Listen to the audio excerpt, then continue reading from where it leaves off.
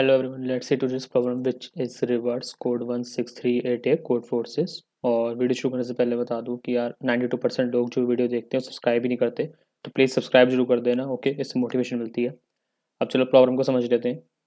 तो हमें क्या दे रखा है, you are given a permutation P1 2 Pn of length n। अब एक तरीके से मैं इसको सिंपल भाषा में समझा देता हूँ। हमें सिंपली क्या दे रखा होगा, एक हमें एरे दे रखी होगी या एलिमेंट्स दे रखे होंगे 1 to n, और वो सारे एलिमेंट इंक्लूसिव होने चाहिए उसके। जैसे देखो यहाँ पे एग्जाम्पल भी दे रखा है कि अगर कोई एलिमेंट दोबारा रिपीट हो रहा है तब भी वो परम्यूटेशन नहीं है, और अगर कोई एलिमेंट ऐसा है जो रेंज के बाहर का है तो वो भी परम्यूटेशन नहीं है। क्योंकि देखो जैसे इसका साइज क्या था 3, लेकिन इसमें एक एलिमेंट आ गया 4, तो यानी वो साइज से बड़ा हो रहा है, तो इसका मतलब ये परम्यूटेशन हमारी नहीं है। ठीक है। अब देखो हमें कॉन्स्टेंट्स दे रखे हैं T1 to 50 500, और मतलब 500 दे रखे हैं बेसिकली। तो हमें करना क्या है, अब हमें ये एक जो है गिवन होगा, हमें एरे गिवन होगा या नंबर गिवन होंगे सीक्वेंस। अब हमें इसमें से क्या करना है, लेक्सोग्राफिकली जो है हमें स्मॉलेस्ट जो नंबर होंगे, जैसे सपोज ये हमें दे रखा है 2 1 3, तो हमें 1 2 3 रिटर्न करना है। यानी एक तरीके से समझ लो कि हमें डिक्शनरी ऑर्डर रिटर्न करना है। लेक्सोग्राफी का मतलब क्या होता है, डिक्शनरी ऑर्डर। डिक्शनरी ऑर्डर क्या होता है, स्मॉलेस्ट से स्टार्ट होता है, जैसे ए से स्टार्ट हुआ, फिर बी वाले, फिर सी वाले। ऐसी नंबर्स में भी वही होगा, पहले 1 आएगा, फिर 2, फिर 3, फिर 4। अब जैसे सपोज देखो यहाँ पे मैं एक्सप्लेन कर देते हैं फटाफट। जैसे सपोज आपको दे रखा है 1 2 3 और 4 और ये 5, तो ये लेक्सोग्राफिकल स्ट्रिंग है। क्यों? क्योंकि देखो सब चीज़ें सीक्वेंस में आ रही हैं। ये एक मैक्स सबसे स्मॉलेस्ट स्ट्रिंग यही बन सकती है इन 5 एलिमेंट से। ठीक है, लेक्सोग्राफिकली। क्यों? क्योंकि देखो पहला एलिमेंट 1 है, उसके बाद उसका नेक्स्ट एलिमेंट है 2, उसके बाद उसका नेक्स्ट, उसके बाद उसका नेक्स्ट, और फिर उसके बाद उसका नेक्स्ट। मतलब ये पूरे एक लेक्सोग्राफिकल ऑर्डर फॉलो कर रहे हैं।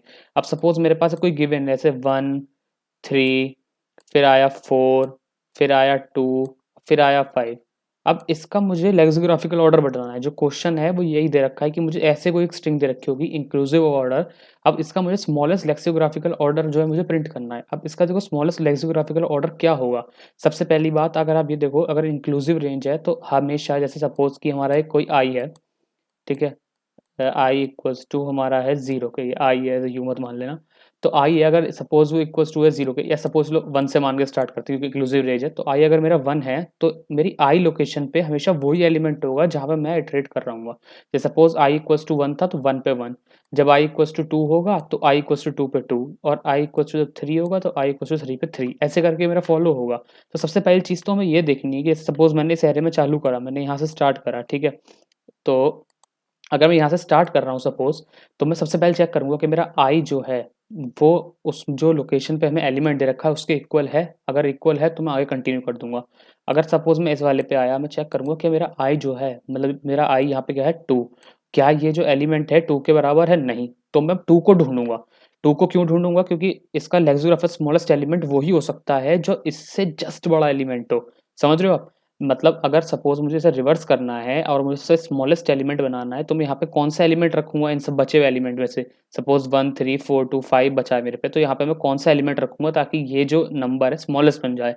आंसर है 2 सिंपली। क्योंकि अगर मैं 2 के अलावा यहाँ पे कोई भी एलिमेंट रखूँगा तो वो तो उससे नम बड़ा बन जाएगा ना। सपोज़ अगर मैं इसको लेक्सिकोग्राफिकली लिखूँगा, तो वो क्या बन जाएगा मेरा 1 2, फिर आएगा मेरा 4, फिर आएगा 3, और फिर आएगा 5। मैं इसके केस में बता रहा हूँ जब मैं यहाँ से लेकर और यहाँ तक इसको रिवर्स करूँगा। हमें पूछा ना, देखो क्वेश्चन में दे रखा है हमें एल और आर निकालने हैं।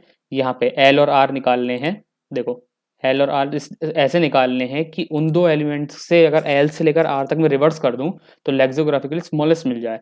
अब सपोज अगर आप कहते कि नहीं, अगर 2 की जगह वही हम 4 डालना चाहते हैं, अगर 4 डालते तो हम 4 और 3 को आपस में रिप्लेस करते तो ये एलिमेंट बनता 1 4 3 2 5। तो ये एलिमेंट सबसे स्मॉलेस्ट हुआ ही कहाँ? समझ रहे हो आप? तो हमें बस सिंपली ये चेक करना है, जब हम इटरेट कर रहे हैं, अगर हमें कोई भी ऐसा एलिमेंट मिलता है जो वो अपनी करेक्ट पोजीशन पे नहीं है, तो सिंपली हम उसको ढूँढेंगे कि वो पूरे एरे में कहाँ पे है, और उस पोजीशन से लेकर और उसकी ओरिजिनल पोजीशन तक बस हम उसको एरे को रिवर्स कर देंगे सिंपली, ठीक है? अभी देखो कोड देखोगे तो आपको आसानी से समझ में आ जाएगा। हमें सिंपली बस ऐसे एलिमेंट को ढूँढना है, उसकी ओरिजिनल लोकेशन से तक उसको रिप्लेस कर देना है हमें जाके, ठीक है? अब देखो कोड देख लेते हैं क्या है। मैंने देखो बेसिक कोड इसका लिख के रखा है। बेसिक कोड क्या है, जैसे टेस्ट केस दे रखे थे हमें, तो मैं टी टेस्ट केस ले लिया, वाइल इनपुट करा रखा है। फिर हमें एन गिवन होगा तो एन ले लिया मैंने, ठीक है। और देखो बात बाकी कोड मैं आपको समझाता जाता हूँ। अब देखो 3 स्टेप है इसमें। सबसे पहली बात तो उस एरे में इनपुट लेना, हमें एल और आर फाइंड करना कि कौन से एल से लेकर आर तक जो हमें रिवर्स करना है, ठीक है। फिर उस फाइनली उस एल टू आर को रिवर्स कर देना, और हमें फाइनल वो आंसर प्रिंट कर देना, ठीक है। तो देखो सबसे पहले क्या करा है मैंने, यहाँ पे n ले लिया। अब मैंने चेक सबसे पहले एक बेसिक कंडीशन लगाई है, अगर मेरा n इक्वल्स टू 1 है तो मैं सिंपली क्या करूँगा, उस एलिमेंट को लूँगा और वापस प्रिंट करा दूँगा। क्यों? क्योंकि देखो 1 के केस में तो ऐसा हो ही नहीं सकता कि मैं जो है 2 एलिमेंट लूँ, कंपेयर करूँ और रिवर्स करूँ, तो वो तो फालतू का कंपैरिजन हो जाएगा वहाँ पे, ठीक है। अगर एलिमेंट 1 से ज़्यादा है, जैसे सपोज़ 2 एलिमेंट है, 3 एलिमेंट्स हैं हमारे पास, जैसे यहाँ पे हमारे बेसिक टेस्ट केस में भी दे रखा है इन्होंने 2 1 3, तो इस केस में मैं रन करूँगा। तो इस केस में मैं जब रन करूँगा तो मैं यहाँ पे आ जाऊँगा, तो मैंने क्या करा, एक इंटीजर में एरे ले ली। क्वेश्चन में उन्होंने कहा था ना कि एक आपको एलिमेंट गिवन होगा, उसे एज अ सपोज एरे मान लो। मैंने साइज n+1 की लिए, क्यों? क्योंकि एलिमेंट जैसे अगर सपोज हमें 5 दे रखा है तो 5 का मतलब है कि इंक्लूसिव एलिमेंट है, यानी 1 2 3 4 5। इसमें यहाँ पे जो है 0 नहीं आएगा, ये एलिमेंट जो है हमारे 0 से स्टार्ट नहीं है। तो मैंने 1 ही स्टार्टिंग से ले लिया ताकि हमारी एरे जो है 1 to 5 में कंपेरिजन करने में आसानी हो। अब सबसे पहले तो मैं इनपुट ले लेता हूँ यहाँ पे एक। अब हमने क्या करा, यहाँ पे हमने इनपुट ले लिया, जो हमें इनपुट यहाँ से गिवन होगा, हमें ये वाला, ठीक है। जो ये इनपुट गिवन है हमें, ये वाला, ये 2 1 3 ये भी हमने एज अ इनपुट ले लिया है। अब हम क्या करेंगे, अब हम इसमें फाइंड करेंगे इसका एल और आर, ठीक है। आई एल और आर वैल्यू फाइंड करनी है। अभी चेक इक्वल्स टू ट्रू क्यों लगाया है मैं आपको ये बताता हूँ जब हम कोड लिखेंगे। अब एल और आर फाइंड करने के लिए हम सबसे पहले हमें क्या करना होगा, सबसे पहले तो हम एक लूप चलाएंगे। अगर मैं देखता हूँ इफ मेरा जो एरे की ith लोकेशन है, एरे की ith लोकेशन अगर नॉट इक्वल्स टू आई के, जो मैंने आपको बाहर एक्सप्लेन किया था, अगर मेरी एरे की आई लोकेशन आई के बराबर नहीं है, एंड चेक, चेक यानी अगर मेरा चेक जो है बाय डिफॉल्ट ट्रू है।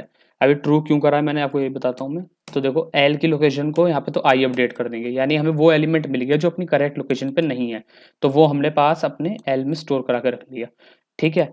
लेकिन अब हमें क्या करना है, हमें वो भी अब उसकी ओरिजिनल लोकेशन भी तो हमें फाइंड करनी है। तो यहाँ पे करेंगे if not check and array की आई लोकेशन इक्वल्स टू क्या है हमारे, इक्वल्स टू है एल के। तो अगर एल के बराबर है तो आर को कर दो इक्वल्स टू आई के। अब देखो चेक वेरिएबल मेरा क्या कर रहा है, ये एक तरीके से बूलियन वेरिएबल है, और ये मेरे को बता रहा है कि मेरे को वो मिसप्लेस्ड एलिमेंट मिला कि नहीं मिला, ठीक है। यहाँ पे तो वो ये चेक कर रहा है मिसप्लेस्ड एलिमेंट के लिए, ठीक है। और वो मिसप्लेस्ड एलिमेंट किस लोकेशन पे मिला, उसकी लोकेशन जो फाइनल लोकेशन है वो यहाँ पे ये चेक कर रहा है। तो जब मेरा चेक जो है इक्वल्स टू ट्रू होगा तब तक तो मैं उस एलिमेंट को ढूंढता रहूंगा जो एलिमेंट अपनी जगह से पोजीशन से हिला हुआ है। और जब मेरा चेक फॉल्स हो जाएगा तब मैं क्या करूंगा, तब मैं उसकी ओरिजिनल पोजीशन को ढूंढूंगा बची हुई एरे में। अब देखो इसको क्या कर सकते हो आप, अलग अलग भी रन कर सकते थे, अलग अलग ग्रुप में। पहले जो है आप लोकेशन फाइंड कर लो आई की, इसको अपडेट कर लिया, फिर एक लूप और लगा के एक्स्ट्रा आप आर आर फाइंड करते हैं यहाँ पे, ठीक है, जहाँ पे वो एलिमेंट स्टोर है अब, ठीक। उसके बाद जो है आप इसको फिर लूप में बाद में लगाते हैं। मैंने क्या करा, एक ही लूप में कर दिया। अब देखो सिंपली जब आपको एक वो एलिमेंट मिल गया, हमारा नॉट चेक था, एरे की आई इक्वल्स टू एल थी, आर इक्वल्स टू आई के हमें मिल गया है, तो सिंपली क्या करो, इस केस के बाद उसे ब्रेक कर दो, क्योंकि अब बचे हुए एरे से हमें कोई मतलब नहीं है, हमें उसकी लोकेशन मिल गई है, बस हमारा काम क्या रहेगा, रिवर्स करने का रह गया ना काम। अब रिवर्स हम लोग देखो कहाँ से करेंगे, हम एक वाइल लूप चलाएंगे, while l is less than equals to है आर के हमारे, ठीक। एल और आर हमें जो क्वेश्चन में दे रखे थे वही एल और आर हैं ये, ठीक है। और उसके बाद हम सिंपली क्या करेंगे, यहाँ पे एक टेम्पररी वेरिएबल ले लेंगे, इन टेम्प इक्वल्स टू एरे की जो क्या स्टोर करेगा एल की वैल्यू, एंड मतलब सिंपल देखो वो है लॉजिक आपका रिवर्सिंग वाला लॉजिक, इसमें कुछ समझाने वाली बात नहीं है, बेसिक लॉजिक है ये, ठीक है। और एरे की एल लोकेशन पे दे देंगे हम एरे की आर की लोकेशन, और सिंपली एरे की आर लोकेशन पे हम दे देंगे हमारे टेम्प की वैल्यू, ठीक है। अब देखो टेम्प की वैल्यू मैंने दे दी यहाँ पे। अब एक चीज़ और रह गई, एल को इंक्रीमेंट करना और आर को माइनस करना। अभी जो एल जो आर है ना, इस समय करेंटली हमारे कहाँ पे होंगे, मैंने देखो समझाया था आपको एग्जाम्पल में, ये एल और आर हमारे यहाँ पे होंगे। एल होगा मेरा 3 पे, आर होगा मेरा 2 पे, और बस हम क्या कह रहे हैं कि इनको आपस में रिवर्स कर दो। तो रिवर्स करके जो हमें ये आंसर देगा वो हमें आंसर ये देगा, ये जो ये था 1 2 4 3 5, जो कि हमारा फाइनल आंसर भी है। अब सिंपली हमसे क्या करेंगे, अब हम इसको प्रिंट करा देंगे। रिवर्स कर दिया, फाइनल प्रिंटिंग के लिए देखो मैंने लॉजिक लिख के रखा है, सिंपल क्या करना है, उसमें इटरेट करना है और हर एलिमेंट को प्रिंट कराते जाना है। यहाँ पे सी आउट के लिए मैंने बैकस्लैश n लगाया है, क्यों? क्योंकि इसमें टी टेस्ट केसेस थे, तो हर टेस्ट केसेस के लिए आंसर हम नेक्स्ट लाइन में प्रिंट करना है। ये नहीं लगाओगे तो फिर एरर दे देगा, क्योंकि सारा आंसर आपको एक ही लाइन में प्रिंट हो जाएगा, ठीक है। तो एक बार देखो रन करने से पहले एक बार हम चेक कर लेते हैं कोड। देखो यहाँ पे हमने चेक को जो है यहाँ पे क्या करा, हमने फॉल्स करा ही नहीं है। अगर हमसे फॉल्स नहीं करेंगे तो वो हर एलिमेंट के लिए कंटिन्यूअसली चेक करता रहेगा, और ये ऑब्वियसली हमारा आंसर गलत आ जाएगा, ठीक है। तो यहाँ पे चेक को फॉल्स करना याद रखना, ठीक है। एक स्टेप ये रह गया था, और बस इसे कंपाइल करके चेक कर लेते हैं, ठीक है। मैंने दिया reverse.cpp, ये कंपाइल हो रहा है और पहला टेस्ट केस हम कॉपी कर लेते हैं, ठीक है। ये करा मैंने कॉपी और \a.axc, इसके लिए मैंने इनपुट दिए, देखो क्या आंसर आ रहा है मेरा 1 1 2 3 1 2 4 3 1 2 3 4 5, देखो आंसर हमारा यही होगा 1 1 2 3 1 2 4 3 1 2 3 4 5, ठीक है। तो बेसिक कोड सिंपल था। अब देखो इसमें क्या था कि जैसे मैंने तो कई सारे लूप लगा रखे हैं, अगर आपने कोड देखा हो मेरा तो देखो एक लूप ये रहा, एक लूप ये रहा, फिर ये वाइल भी चल रहा है, ये भी चल रहा है, तो एक तरीके से 4n हो गई लमसम इसकी टाइम कॉम्प्लेक्सिटी अगर देख सके हम तो। अगर आप देखो एक चीज़ और कर सकते हो कि आप इस वाले लूप को एल और आर फाइंड करना और रिवर्स वाले को इनको एक के अंदर एक मर्ज भी कर सकते हो कि जैसे ही आपको एलिमेंट मिले वहां से आप स्टोर कर लो, उसके अंदर बाद एक जे लूप लगा के जे का फिर आप आगे ट्रीट कर लो जब तक एलिमेंट ना मिल जाए, फिर उसके बाद एक और लूप लगा लो और वहां से जो है उसे रिवर्स कर लो, तो वो बहुत ज़्यादा कंफ्यूजिंग हो जाता है, उस वजह से टाइम कॉम्प्लेक्सिटी भी n क्यूब हो जाती। तो मैंने वो इस वजह से सबको अलग अलग उसमें करा है, ठीक है। तो आई होप आपको ये प्रॉब्लम समझ में आ गई होगी। अगर एक बार दोबारा से वीडियो देखना, किसी भी जो एग्जाम्पल दे रखा है उस पर दोबारा एक बार रन करके देखना, ड्राई रन करके आपको पूरी कंप्लीटली समझ में आ जाएगी अच्छे से। ओके, तो यही थी वीडियो। अगर आपको अच्छी लगी तो प्लीज़ लाइक करिएगा, सब्सक्राइब करिएगा, दूसरा शेयर करिएगा और कोड फोर से पूरी प्लेस से जरूर चेक करिएगा। Thank you.